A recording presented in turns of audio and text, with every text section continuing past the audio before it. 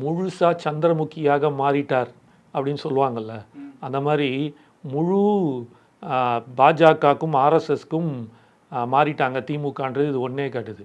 ஏன்னா 2 விஷயம் நான் பார்க்குறேன். ஃபஸ்ட்டு என்னென்னா, மன்னிப்பு கேட்டார் அப்படின்னா சவாக்கர் கூட தான் மன்னிப்பு கேட்டார்.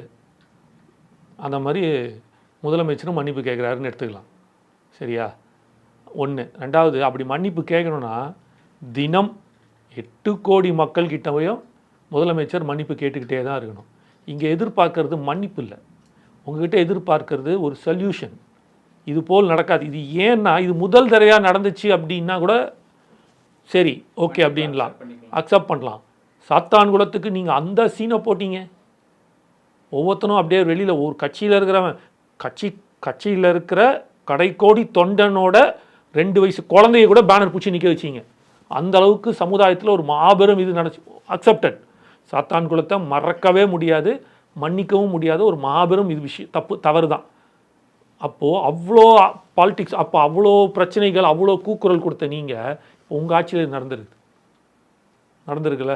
அப்போ நீங்கள் தவறை திருத்தி கொள்ள, அப்போ நீங்கள் பேசும்போது முதலமைச்சர் ஒரு அரசாங்கத்தை நிர்வகிக்கக்கூடிய அவர் பொறுப்பு கீழ் இருக்கும் முதலமைச்சரால் இதை கண்காணிக்க முடியவில்லை என்றால் அவருக்கு தகுதி இல்லை முதலமைச்சராக இருக்க. அவர் பதவியை ராஜினாமா செய்ய வேண்டும்னு இதே ஸ்டாலின் ஐயா தான் சொன்னார் எடப்பாடியோட ஆட்சியில். இப்போ நீங்கள் என்ன பண்ணுறீங்க?